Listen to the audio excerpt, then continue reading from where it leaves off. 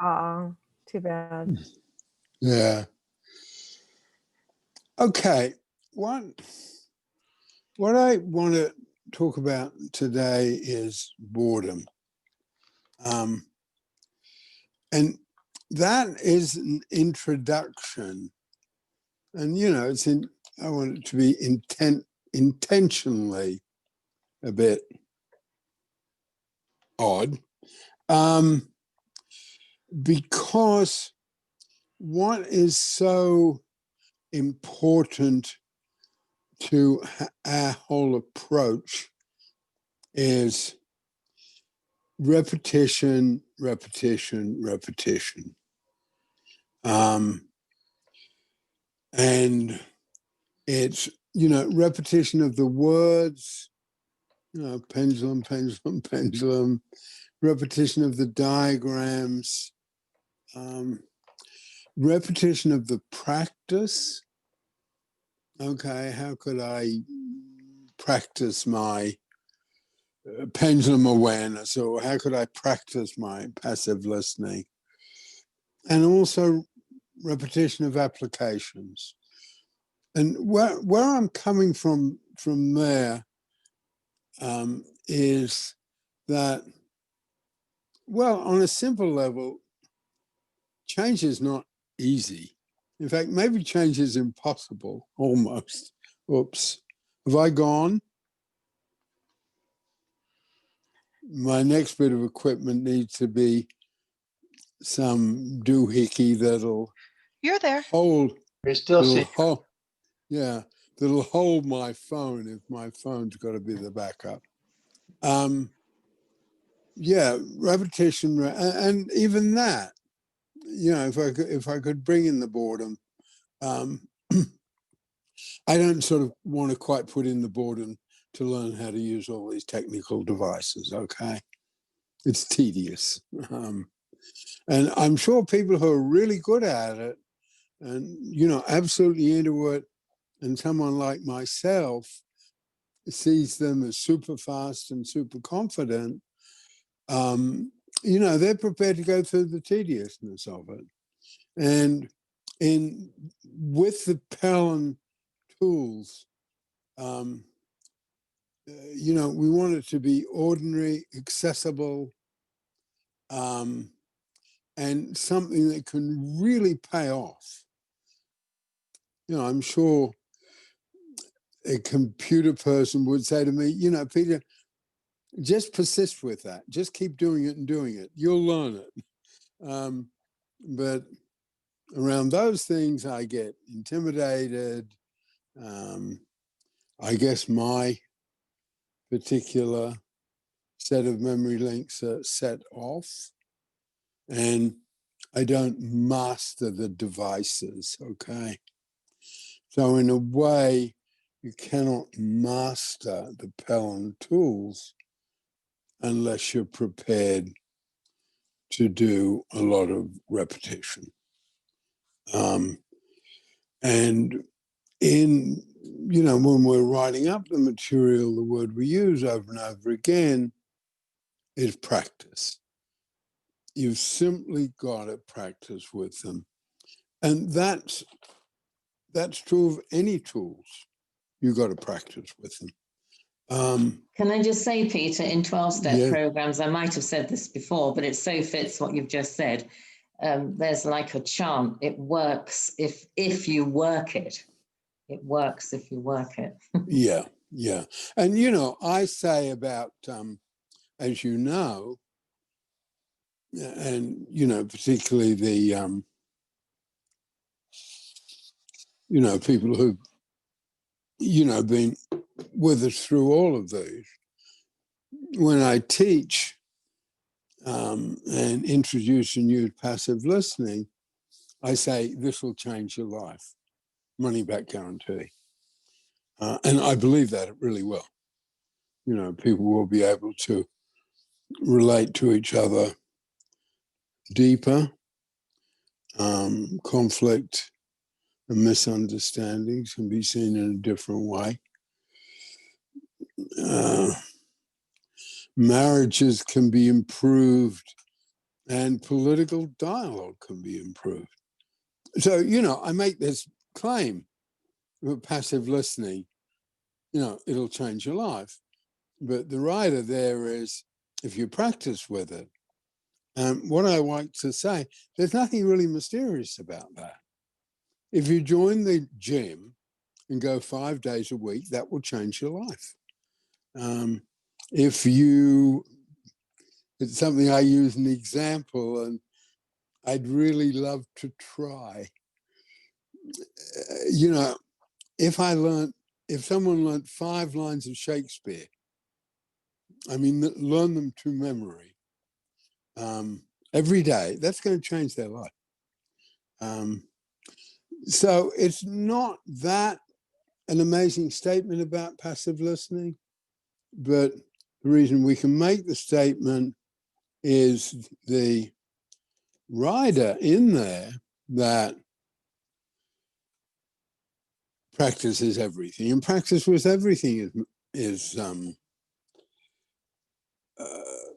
you know, true of meditation. And we say passive listening is a form of meditation.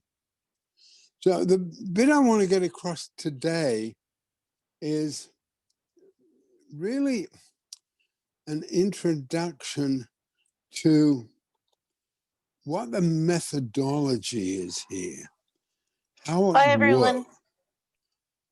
Oh, okay, bye. Bye, Stacy. Who was that who had to leave, Mary? My screen. Stacey has to leave for the COVID test she mentioned. Stacy, right? Yes, Stacey. Yeah, thanks. Can I just say while you're doing that, I was thinking about it works if you work it, like repetition and practice in Pelin. It's like you do hear people say, oh, you know, I went to Al-Anon, it didn't really work for me. Because if you do, it's such an obvious thing that if you don't practice with a tool, it's not going to work for you. But people persist in saying, oh, I tried that, it didn't work. You know, but like they will go once or twice, or they don't look for a meeting that's more conducive for their personality. Well, and they condemn the whole thing. And I think I think people do that with Pelin, not condemn the whole thing, but undervalue it because they think, oh, you know, they write it off without the practice to give it a chance to see. Well, it's really useful for me that you said that, Mary, because that's why I want to get at this. And, you know, I've been doing the work for so long, and in some ways it's become routine, and I probably take shortcuts. And I think there's some really basic things I need to spell out really early. And the part I'm saying now is for me. You know, I feel I know I've got down how to spell out transparency, because when I first founded Pelin and set up transparency, it was absolutely unacceptable, because the basic influences were Freud, in a way, were Freud and Carl Rogers, and then for me, Fritz Perls. And none of those believed in transparency the way I was developing it. And my development of it was very thought through. Because one of the points of view there, I'll try not to be too rambly, one of the points of view there was that the schools of therapy, from one angle, could be seen that they're very much protecting the practitioner. And we even developed a thing, and this was in Vancouver, Vic, at the John Howard Society, West Broadway, okay? East of Main. that if we had a file on them, they could have a file on us. And we had that for a while. You know, people could look at Peter Fleming's file or Merv Davis's file. And we found it, and it wasn't that big a deal. But in terms of the field, it was totally unacceptable. And around transparency, I found a way to say, you know, it's based on Martin Buber's I, Thou, the thinking of the philosopher William James, you know, Carl Rogers, E.M. Forster's view of all we have to do is connect. I could sort of roll it off my tongue, the way I learned to roll off my tongue. Because I really did. I really took a hit around, I lost a program. You were involved in helping me write that, Mary, in London. With a very, are you still there? We're still here, but your video is gone. Yeah, I don't know how that happens. I hit the wrong thing. I'm not going to try and find it. I'll get myself in a state. So I'll just talk. Yes, you know, why should I pay a lot of money for common sense?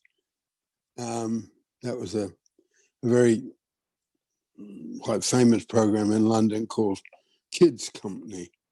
And I was going to do I put together a significant project there. They were tied up with a prestigious university, and then they used that to cut me out. And it was there that, you know, I came up with William Shakespeare and Michelangelo stuff. So I feel like from what you said, Mary, I feel, you know, we need, and I guess this is sort of the start of it, we need a new articulation about how this could work for you. And I think we need to find a way to make that very substantial, because there's a lot of common sense in it, isn't there? You know, you'll only get as much out of it as you put into it, those sort of statements. Can I come in with something? Because you can't see me wanting to.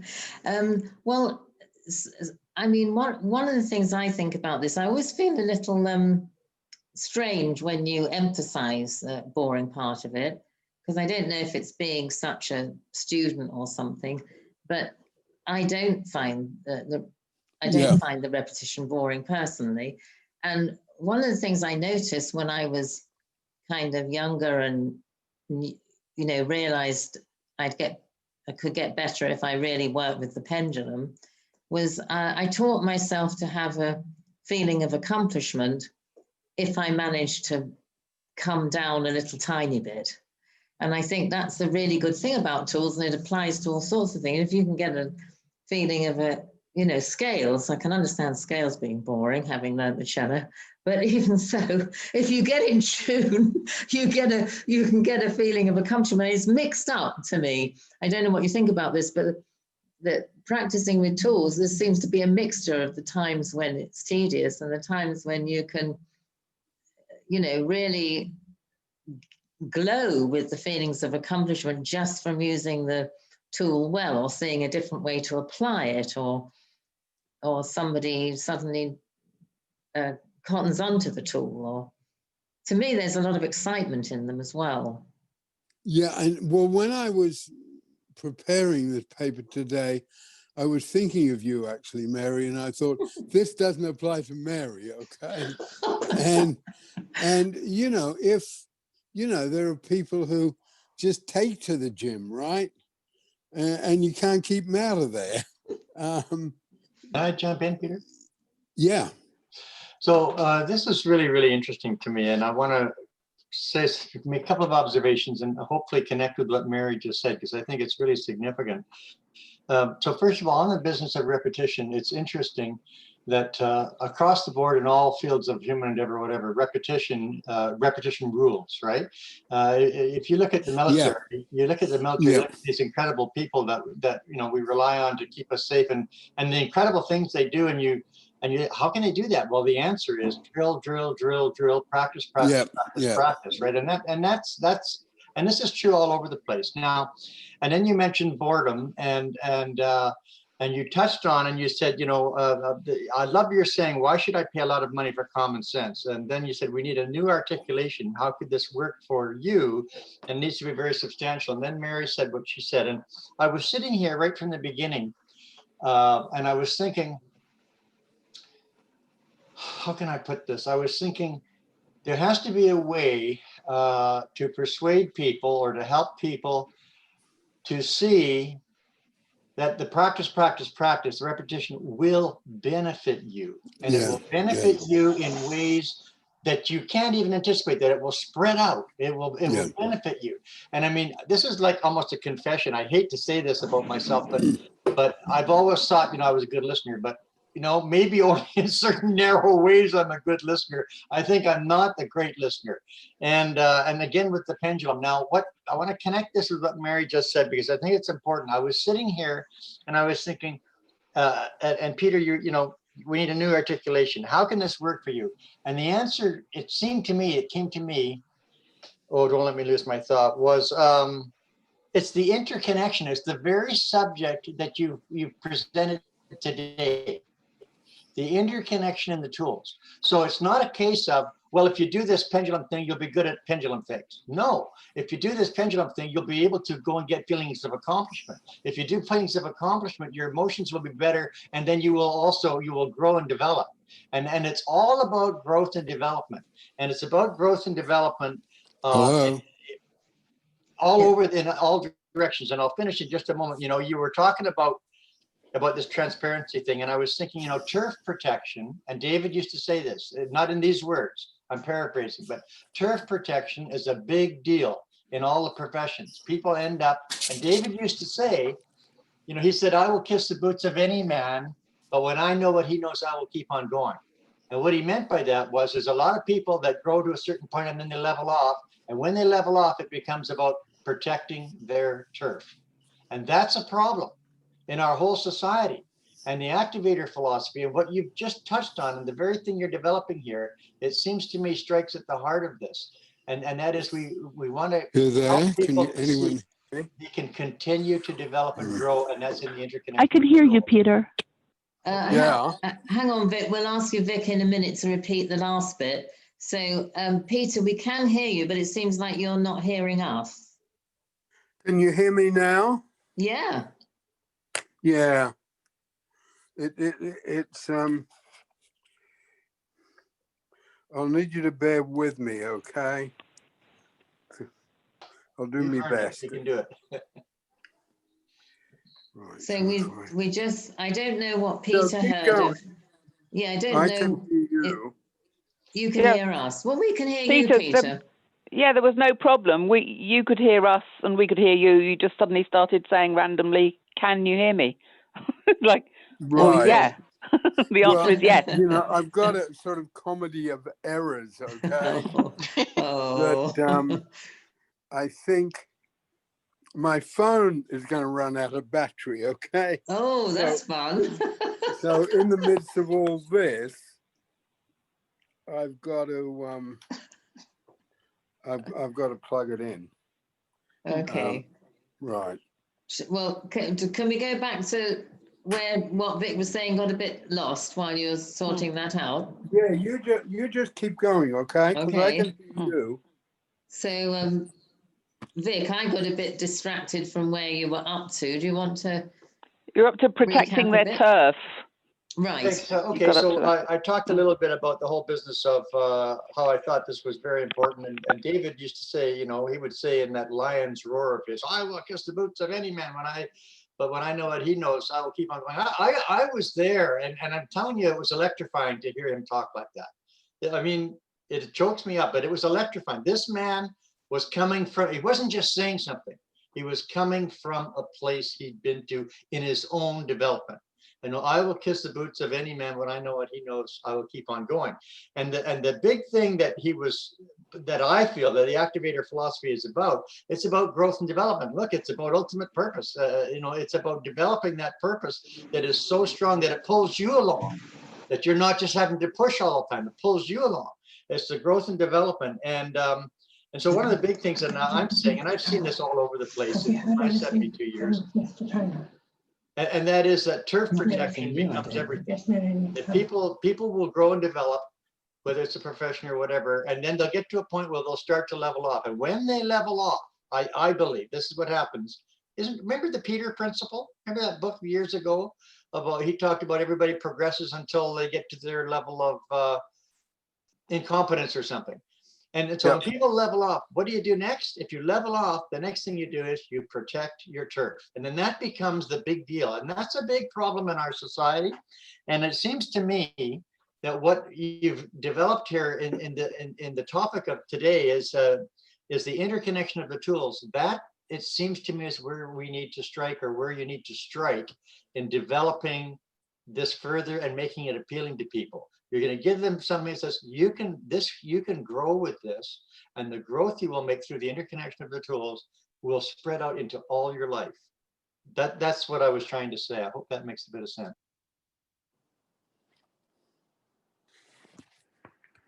Yeah, I really take that in.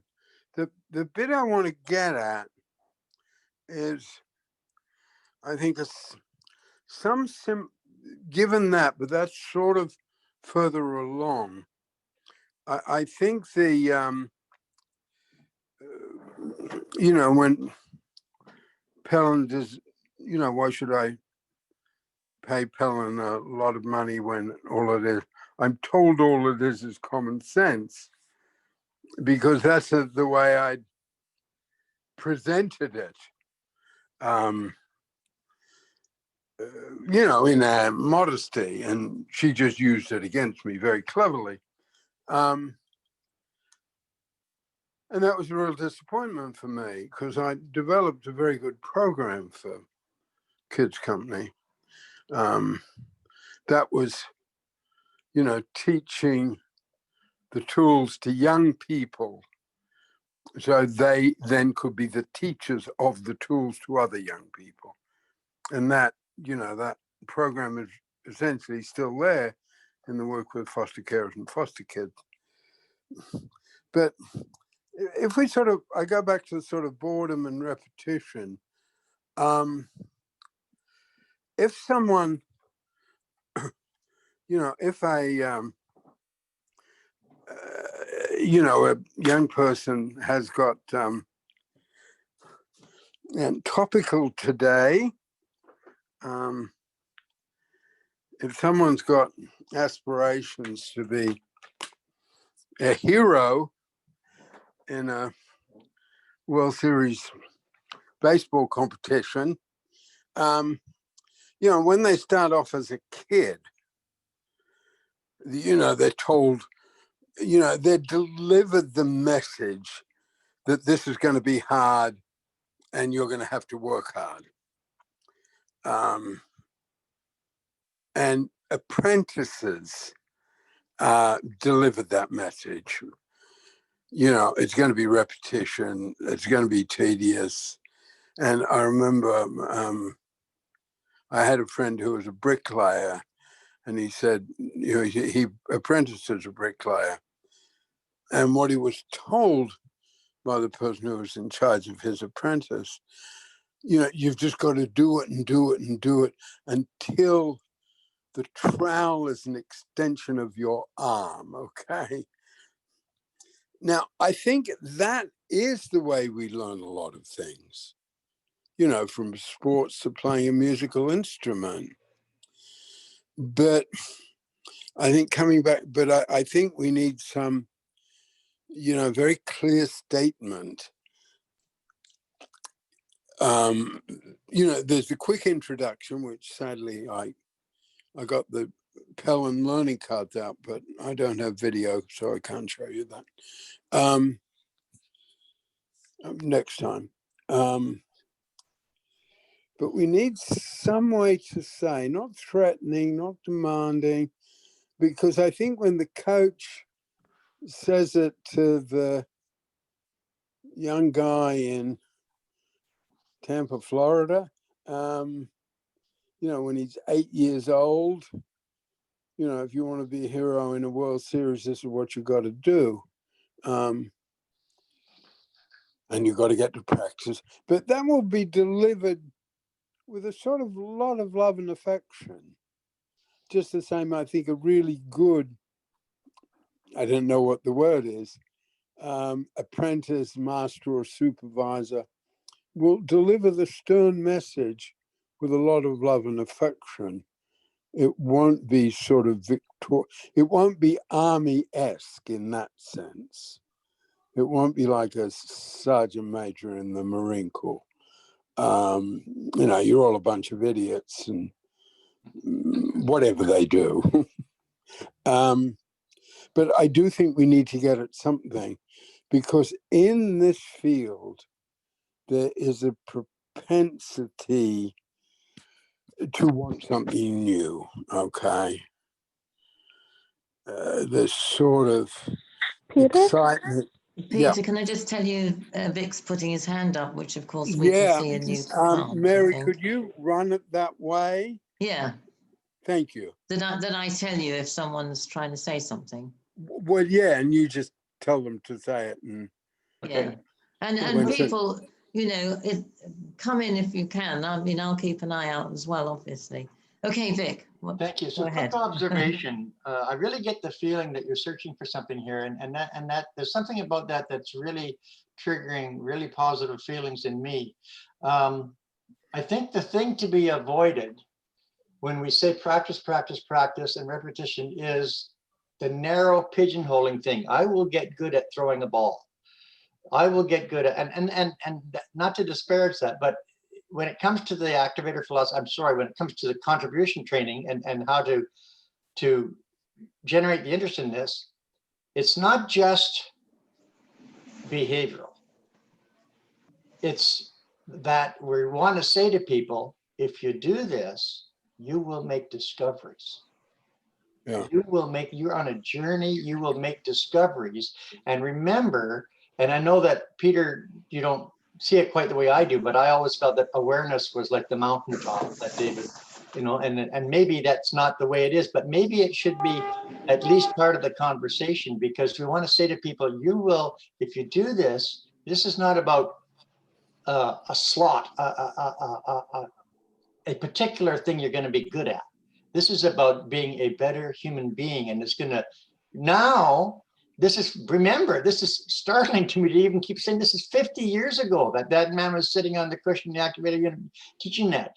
The word ecology, I suppose, didn't exist then, or was only coming into the fore. So now we can say to people, everything is interconnected. And so when you talk about, the activator principles being all interconnected, you want to say to people, I'm throwing this out there because I feel you're searching for something. This isn't just about getting good at controlling your emotions. This isn't just about this, because people are going to say, that sounds not only boring, but it sounds a little bit painful, right? You want to get to people feeling the reward is you're going to develop something in your life that's going to serve you in all kinds of ways, and maybe awareness comes in there. I hope I'm making a bit of sense. Oh, Cynthia. Yes, I had a thought about this because I was thinking about this because I tend to, when it comes to things, and I'm not talking about Pelin, I do feel it's worth the purpose, but I can get involved. I'm thinking about like tech things where, I'll just keep pushing something even though it's not working, or if it's painful or something, and I'm like, oh, well, no, I'm supposed to do this, so I need to keep doing this.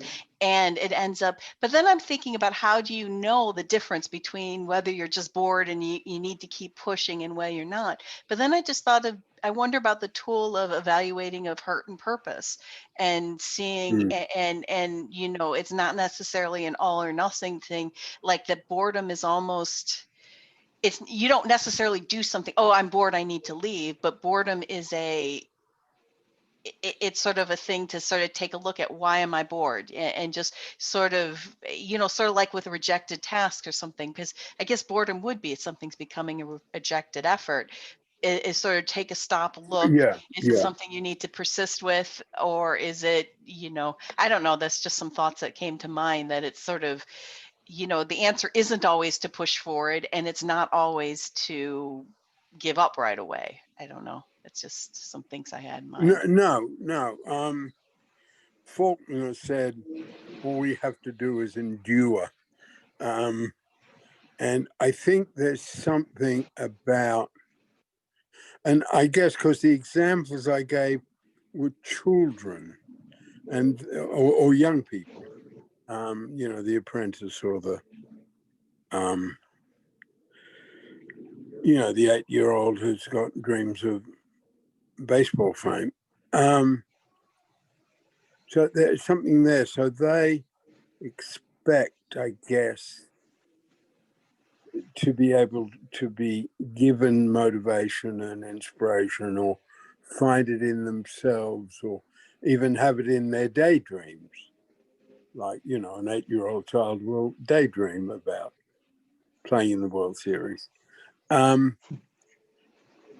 So I think we need to get, and this is where I sort of, have an interest in going forward, and particularly with the fostering work, that almost taking some of the rhetoric and language out of the civil rights movement. Ellie Baker, one of the great American civil rights leaders, said, all you have to do is give people light and they will find a way. Dr. King, I Have a Dream. John Lewis, Make Good Trouble.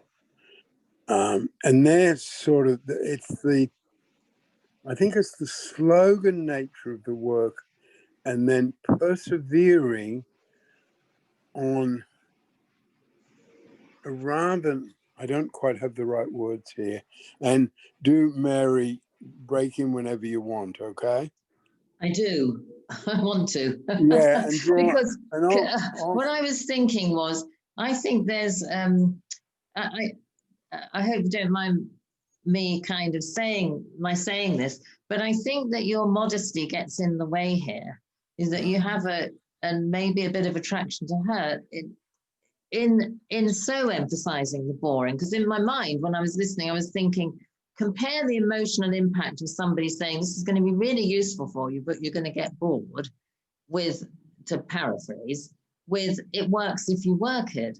Because it works if you, I'm not saying we should use that slogan. I'm just saying the implication of that slogan is, hey, it's on you, buddy, right? This is going to really work for you if you put the work in, which is what we're saying. This will really work for you if you put the work in. That's what we say about passive listening. But sorry, I'm talking rather loud. I've got excited, sorry. But if you emphasize the drudgery aspect, it doesn't motivate people. It's important for people to know that they need to put work in, but I don't think we should overemphasize that it make it sound like drudgery, because it doesn't need to be. I don't think. I mean, I know I'm probably anyway. No, I think that's and a friend of mine recently said, my job is to shoot down whenever your doubts go up, okay? Whenever your self-doubts come in, I'm going to shoot them down. And I had this image of sort of whack-a-mole, give any situation and I'll bring up my self-doubt, not doubts about the material, but just my self-doubts. And so, Peter, Elizabeth's trying to say something now, just a bit clumsy, I know. So, full disclosure, boredom is a trigger word for me. I have absolutely zero boredom tolerance at all. And yet, I have a degree in business administration. And, you know, accounting classes aren't necessarily considered to be the most exciting whiz-bang thing you could possibly take. Okay. But it's really very true that I have no boredom tolerance. I find it physically painful to be bored. Yeah. And when I'm well, I'm here twice a week, every week. So, and I've learned and used and applied the tools and put a lot of effort in. So I don't think telling people they're going to be bored is a necessity, because people will throw themselves at anything for any length of time if they're passionate enough. And if they can see the beauty and the elegance in it. I'm going to take an example from my accounting class. What got me through the ritual of end of a cycle accounts was picturing the account book as a series of doors opening and closing in this very logical and beautiful way. Okay. As, you know, money went into and out of all the various accounts the way it does at the end of a business cycle. And I think that in contribution training, there is a lot of beauty and elegance and logic. And the context of that and the richness of that comes from the simple language. People are more interested learning things in simple language than learning things in very difficult language. Because of that, I don't think the repetition is boring. I think the repetition is ritual, and it is beautiful. And that's my thought. Thank you for that, because that really helps.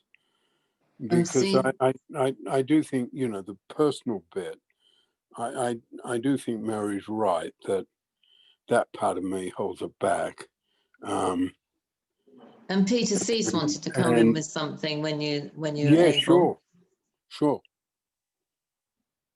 I wanted to say the research shows that not only is passive listening not boring, it's the way for people to communicate with each other and really hear each other on a deep level if they learn how to do passive listening the right way, really taking it in without commenting, taking it in deeply to hear what the other person is saying. Mm-hmm. They can form a bond, and there's research that shows that this is the way to help. Of course, everybody knows in the US there's a lot of contention between different political groups, but just listening to each other without making a statement and hearing and being able to say that back to them really helps people feel that they're being heard. And it's been very effective and maybe not changing. And the idea is not to change their minds, but to listen and hear from the other group. And so, even in our program, the Alternatives to Violence, we use the passive listening. People go away with, wow, I've never had anybody listen to me without trying to change me or tell me what to do or tell me what would be better. Just that is deeply important to people. So I think it's, if practicing it is a wonderful experience, and being able to stop, or part of it is for me as a listener to be able to really, this is hard, to be able to really listen and not think, what about that laundry I have waiting for me at home? You know, to keep going back to what it is that what we're really hearing about, or I don't agree with that. No, we just keep listening. And it's really a practice. And I think if it's boring, we're not doing it right. We're not staying focused and staying deep. So that's my 2 bits on that. Can Yeah. I jump in again quickly? Vic, can we just see if Peter wants to say something to what he said? Of course, yeah. Yeah, I'm really, I really appreciate this because I think it's right. Because to be absolutely frank, it's never been boring for me. In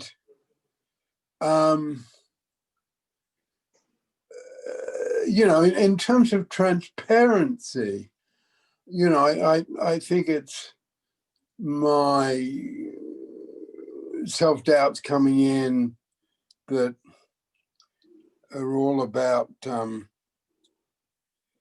my horrible divorce that I had not that few years ago. And I think it just rocked me. So I've got to be careful about that. And I also think that if I can use that phrase, the apprentice master, he's going to lay down the rigor, but he's not going to say it's boring, because that's a field of work he's loved for all his life. If he's a really, really good, what do I call it, apprentice master. So I guess it's something about rigor and repetition, and I think you're right. I think it's dropping the word boring. There is just a bit I want to be aware of and get some help over time, and that is my difficulty how in my field of work fashion can play such a big part, and all of a sudden something's new, what I called here the shock of the new. But can you just hold that for a minute, Peter, because Vic wanted to say something about the previous boring continuum, and I did too. No, come in whenever, Mary, and just come in when my comment's been enough, okay? Well, if I may, Vic, just because I'm so tired, I don't want to lose my thought after my long drive. But I was thinking about passive listening, because it's not that, what I was thinking is not so much that the activity is boring, it's that our relationship to when this is how we teach it, that we practice passive listening and we're transparent about it, because some days the apprentice master is going to say, I didn't take a thing in today, or I didn't feel I could do it today. It's like in the rigor and the repetition, well, I forget if that was the other word we just paired with rigor. I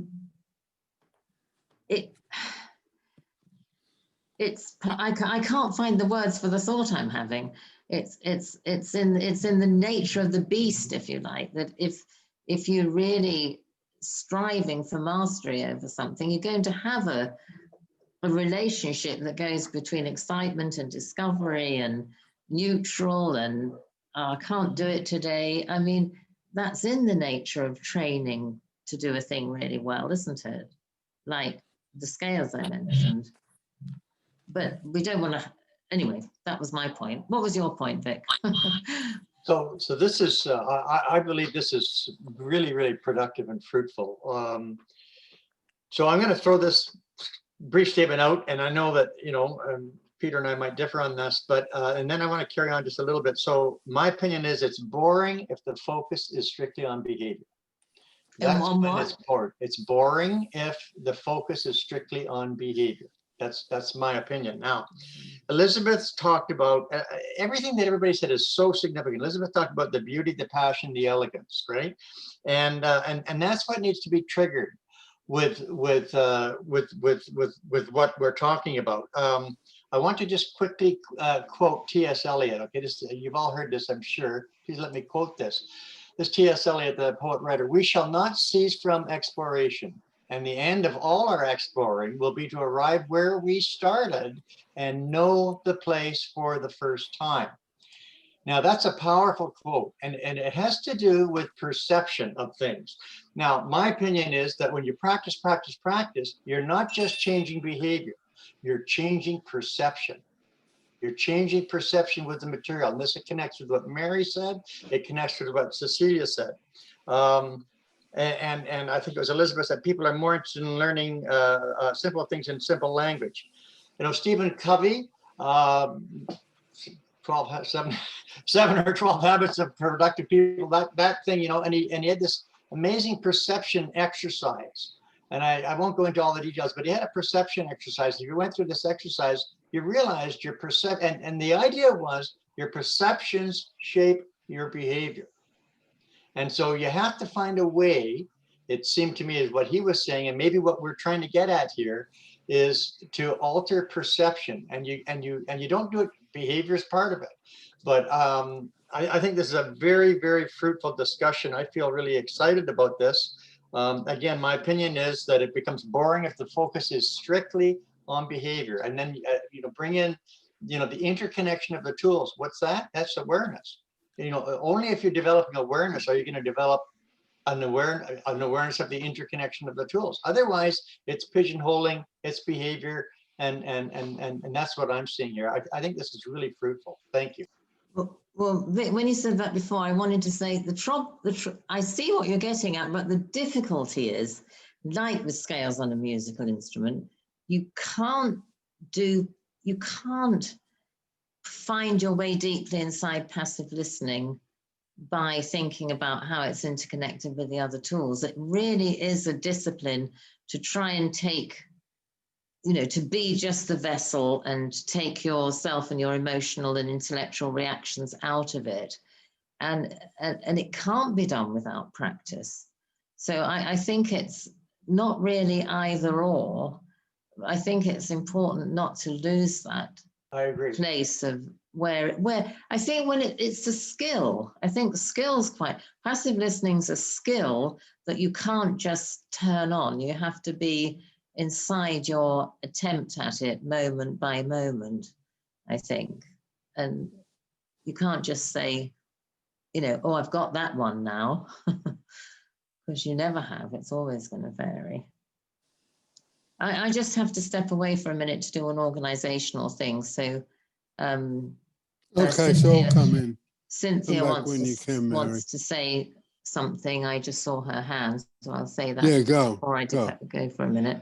Well, I was thinking, because I seem to be coming, maybe because I have some memory links of, and not with Pelin. I find, memory links of trying something, trying some sort of therapy, trying some sort of group, and really working and nothing ever happening with it. And I know why, and there's other reasons. But one of the things I think about Pelin has, and maybe this is kind of off where everybody's going, but what I'm thinking about, how one thing that I like is Pelin's it's a big toolbox. It's not just one tool. I mean, it's not just, and it doesn't have this attitude like some therapies and groups have that, if you have a hammer, everything looks like a nail.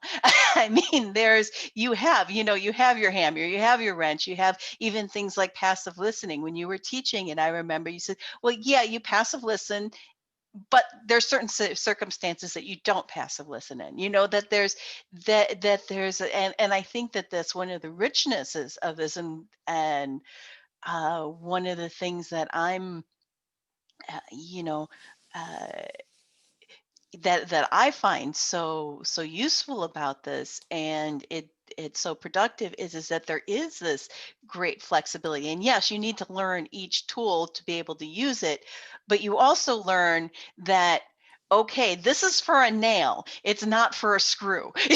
You know, and like even the whole discussion of when to fish and when to cut bait, you know, sort of there's time. I mean, I that's what I think is really good, and what Pelin has that I would say that nothing else that I've encountered does. It has this, you know, okay, well, here's this tool for this, and well, if this tool isn't working, let's try something else. And I think and I know that's a little, it's a little off where, but see, I'm the kind of person, I mean, I'll talk about technology.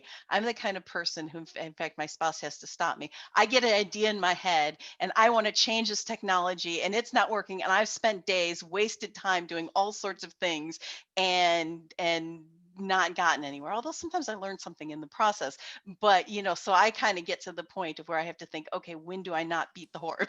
When do I stop, you know, using this hammer? But that's not, I see that that's not where this is going at all. But I think even for that kind of way, I think that the flexibility is so beautiful. So I don't know if that added anything or just was a tangent, but I wanted to bring that in. Yeah, do you want to come in tomorrow?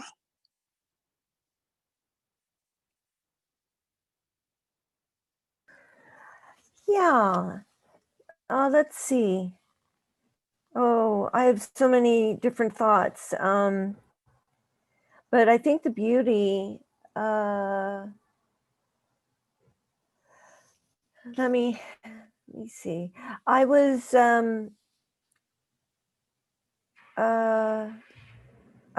sharing with Mary that I was kind of doing my homework and reading the manuscript on the website, and the video, the listening video, and the Pelin documentary, and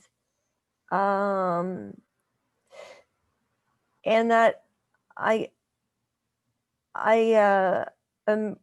I'm trying to grasp what this pendulum work is, and it's not being presented to me as a fait accompli. It's like something I have to kind of move into. I listen to you guys talk about, and then I'm discovering what this might mean in my body as a place I can go on the inside. And these tools feel to me like the beginning of friends, and that there's, in the study, there's the stillness and the calm of that pendulum.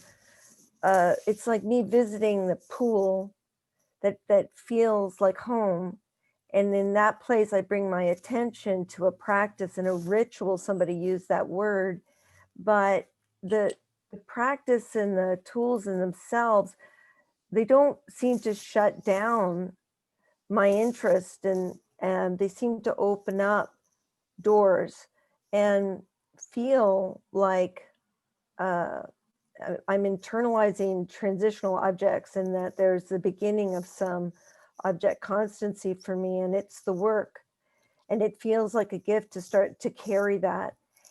And I was thinking that, you know, that it doesn't feel like soul deadening like cognitive behavioral therapy. And I'm trying to figure out why not, because it feels like when you look at it, maybe it's like CBT, but it feels, because of the interrelatedness and because of all of the depth of thinking, it can be felt, but it's dynamic. It's a dynamic place to go and bring your attention to the small again, and something that feels like it may be boring, but if you bring your attention there, something new kind of reveals itself. So with excitement, go back to what my yoga teacher used to call the donkey work, which is like the really awkward when your ass is up in the air and you're pushing off with your feet and you're trying to do a handstand and there's a lot of grunting and people are looking, you know, and they fall over like to the left and right and shit. And she would go, call that the donkey work. And she just would say that until you get that hit, you know, there's nothing but the donkey work, which is that you do not look or feel, you haven't got it yet, but people are grunting and groaning and looking like idiots because they want it. They can see somebody else has got it and they want what that somebody else has got. And that's how I feel about it. It's like, what's this pendulum shit? And I'm like trying to break in, you know, and discovering that. But she would say, she was that, you know, what was that yoga? Oh my God, I forgot. But it's the one with all of the props and tools and it's pretty macho, but it's very intelligent. Iyengar yoga. And so she would like whip your ass. Say that again. I couldn't quite catch that. It was Iyengar yoga where there's like props and belts and tools and intelligence. Oh, okay. You learn about the body. You have to learn about what your own body, not like some ideal pose or something. You have to move into it with real intelligence. And it's a study. It can be a lifelong study. And she would, you know, she was tough, but the way, but she would just sing, she would just say donkey work. And then she would say, try. That's what I remember. She would just say, try. Mm. And I've got that in my head for every time that I would go back to something that felt like, oh, I hate this pose. I'm not going to do this pose anymore. But donkey work and try. But also that I feel like the strongest thing I wanted to say was that it was in the practice. Nobody says I tried yoga. I did it 3 times and it didn't work. Everybody knows it only works if you go to yoga class and you keep going to yoga class. And that's drilled in about meditation too. And also 12-step. So it's not like you get something intellectually and then keep moving on. It's a way of life, you know, and it's a dynamic. So that's all of my thoughts. Mm.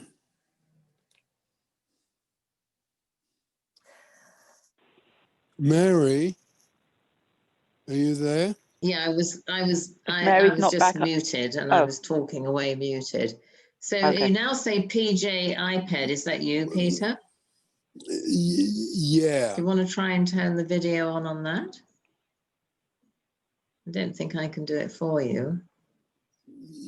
Yeah, no, and Oh, I can say ask to start video. Just see if that helps.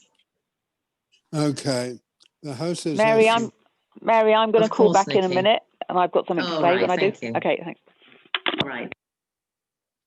Oh, yeah, you should be on now. Oh, you turned it off again. Okay. You turned it off again. Let me do ask to unmute again in case that helps. No? No, Yeah, it here it said, comes. here you are. Oh, there I am. I'm going to go on. No, now what we need to do, Peter, is, that's awkward. I tell you what's awkward. Using. You're. Can you hear me, Mary? Yeah. Oh, wait a minute. I'm on more than Yes, one but feed, okay? Peter, you've only got, let me just let Nikki in. This is a Mercury retrograde meeting.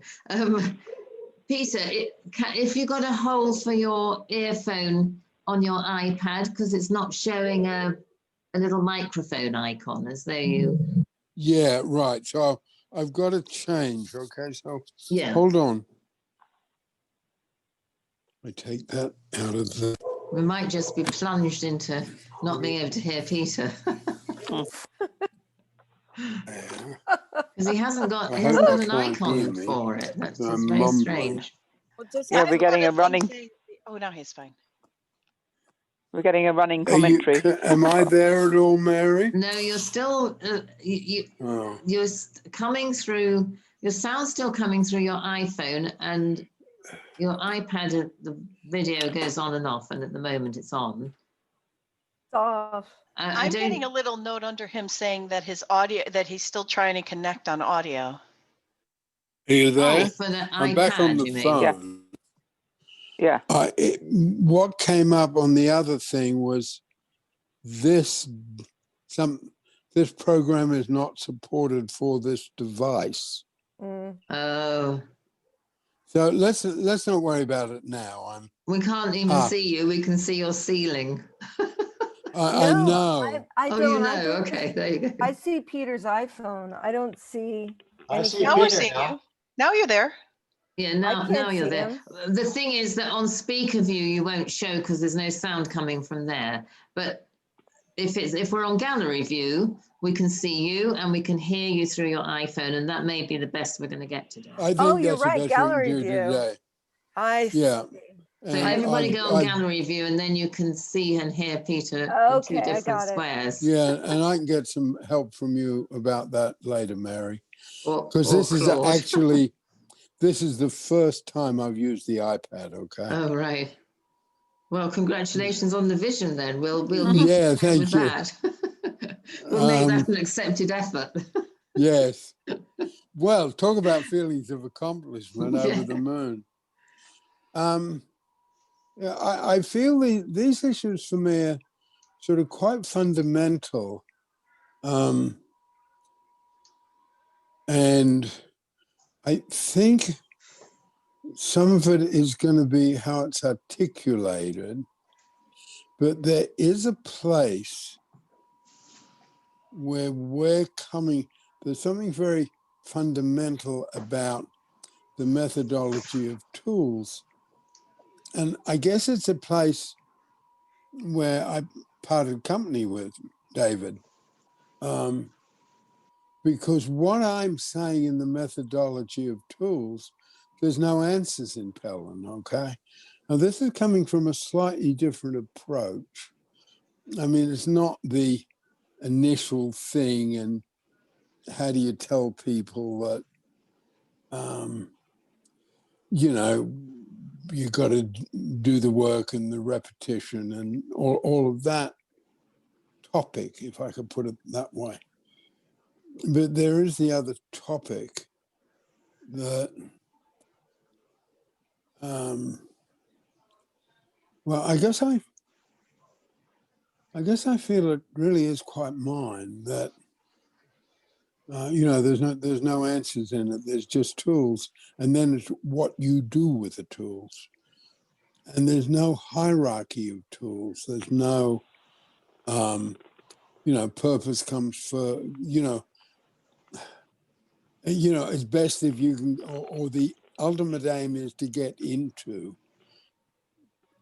whether it's purpose or awareness or listening or caring life force. With the methodology I've got, it's what you do with them, okay? And I think what we do with them, if we extend, yes, and one of the things I really want to try and get at today is how much the repetition, we just use it and apply it and do it again. And, you know, I think the thing about, try. The bit I like, which I love, and I can never do in England, and, you know, people in England get bored with me when I keep trying. I don't mean critics, but, you know, I have a whole thing in one of the Pelham workbooks that's about green eggs and ham. And I use the icon of, you know, the figure who's selling and carrying the green eggs and ham throughout this workbook, what is the green eggs and ham moment in this?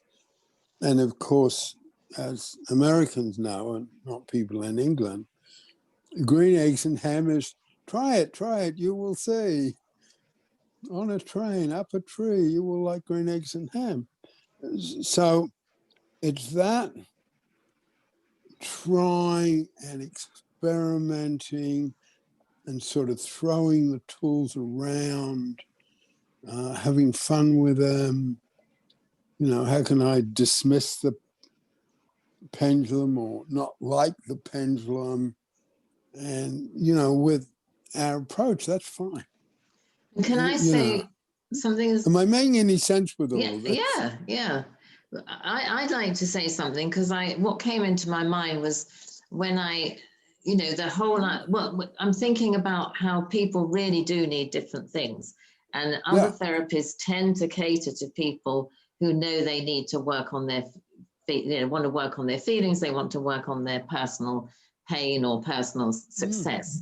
And I'm thinking about a time when I lived next door. I mean, I've always had like this really strong relationship to purpose, even when it wasn't working for me, in the sense of it wasn't being fulfilled.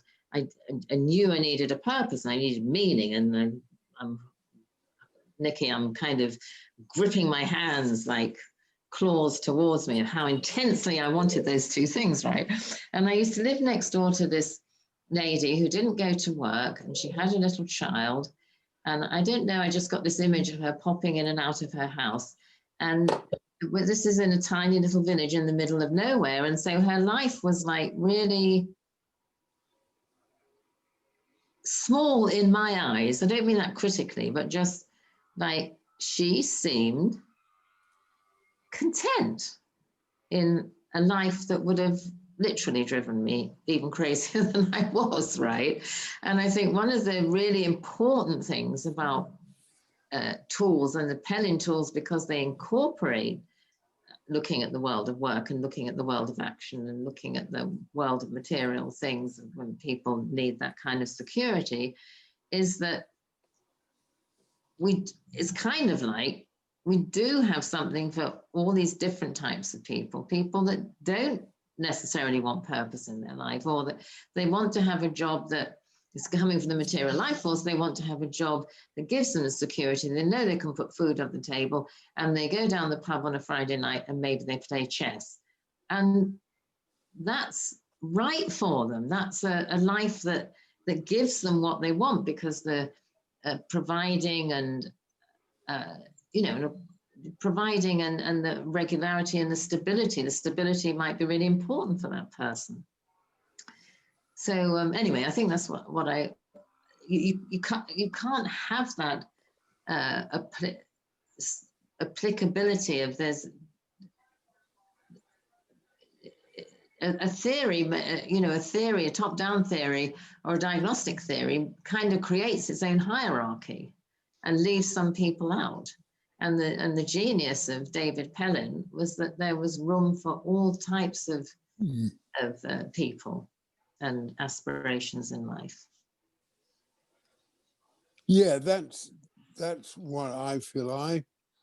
And way before, I don't know if you can see me. I can't see anyone anymore. We can see you, Peter. Oh, now it's back. No, it's gone. Yeah, I've always not liked what I call a reductionist method. Okay, I can't quite pronounce the word right. No, you did, I think. Reductionism, and everything is reduced to. I feel it's a fault in, political theory, which was, my first study and my first love. Before I almost accidentally found out I had this talent, okay, for people on Catalina Island off LA. but even before then, when I was working as an economist and into political science, I was, and I guess then I was developing my own sort of approach, which is no, it doesn't work to reduce everything to this point of view, whether it's Freud or Marx or Hegel or whoever. And then, of course, coming across David Pellin, and, you know, I'd had that thought for years and years, and, you know, I got some recognition for it, and in political science written some stuff that got some recognition. And then coming across David Pellin, his Truth Line, it just blew me away. It was like coming home, okay? You know, yeah, nobody has it all. And then he is saying he doesn't have it all. And no one of his sort of stature, in my experience, made those sort of statements. Nobody. Except I understand people who work in science or on a very high level have that sense of no one has the truth. But then they come in with, well, science has the truth. And then Hold I'm on, back. Peter. Cease is just saying that she has to go because she's not feeling great. She's coughing a bit. So I just wanted to say, acknowledge her and say goodbye. Yeah, okay. Bye-bye. Yeah, bye. Thank you, Cease. Yeah, this has been a big struggle for me. I guess this has been sort of part of my purpose.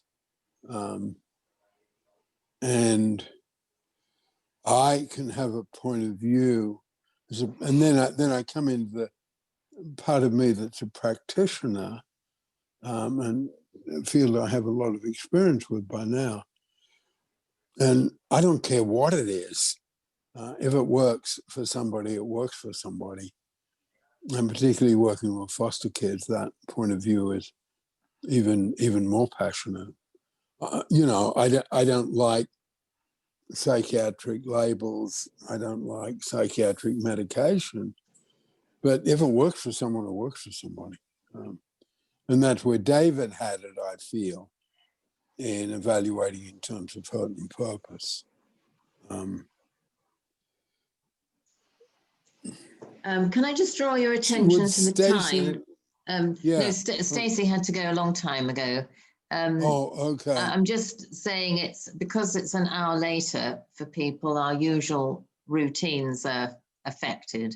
So we probably shouldn't go. Yeah, we should wrap it up now, right? Yeah. Yeah.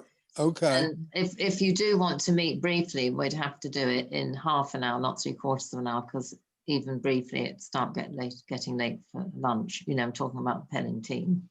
Okay, let's do that. Okay. So could you do the ending bit, Mary? Because I still can't.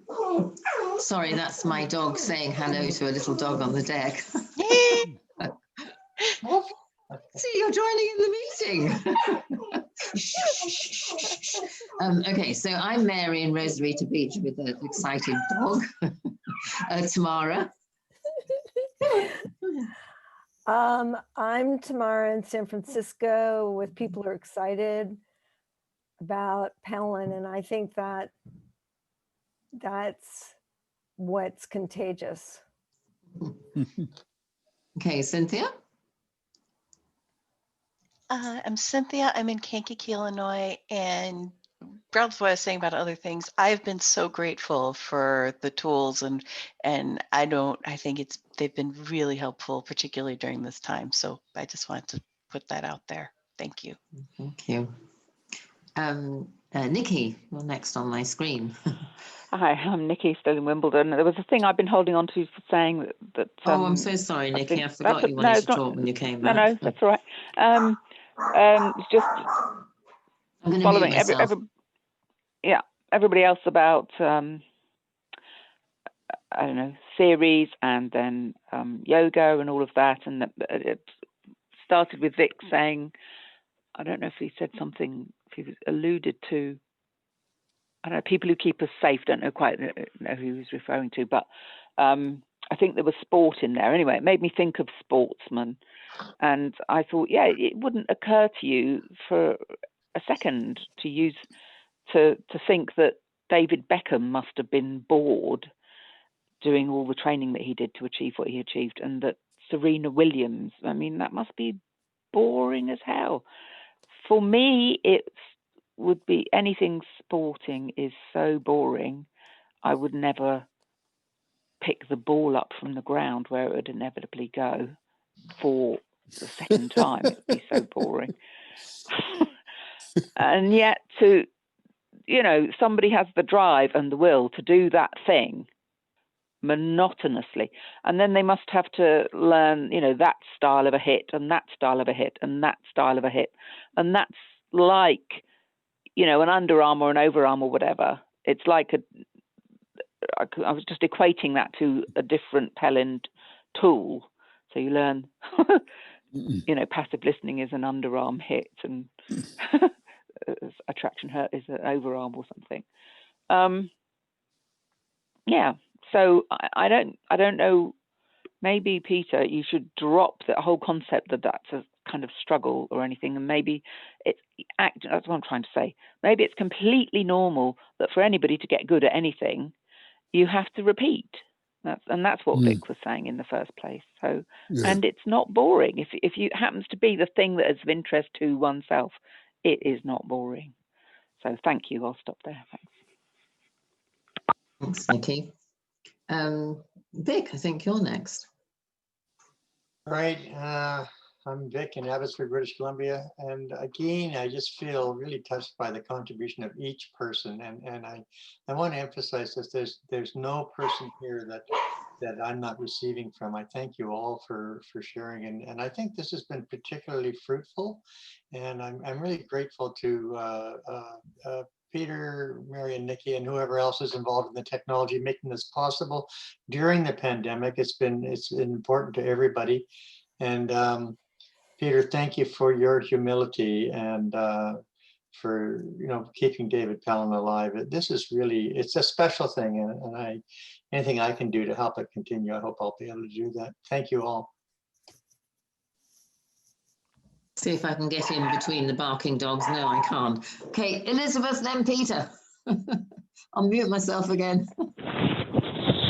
Hi, I'm Elizabeth, still from Eugene, Oregon. Very floppy. Bye-bye. I'm Peter, and I'm in King's Lynn in England.